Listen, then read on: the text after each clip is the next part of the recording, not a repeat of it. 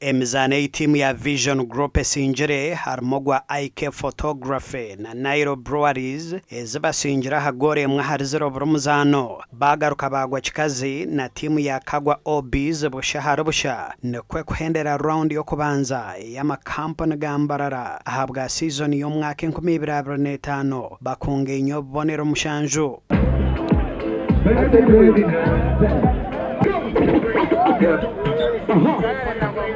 Kora program chabuka na weekend kandi corporate league vika Vision Group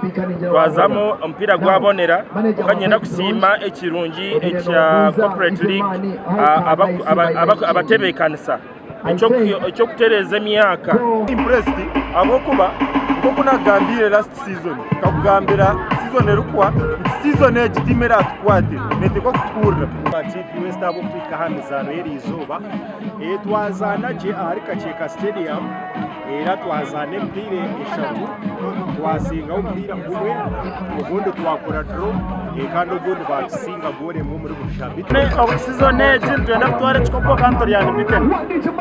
timu zindi ezikozere kurunji harimo Ajip Motor esinjire Airtel gore mwahari zero Ariana Junior Score ya Honda Cash General Hardware gore mwahari zero Chusi na Hore Innocent zigwire chikazi gore mwahandijo kandi yo Olive Farmers esinjire mizane eshatu yona eru kuguturabona gori na hari zero Las Vegas gori eshatu haryemwe nabwera ntare aha gori itana hari zero irizoba nyine sanyuri y'amani kugira ngo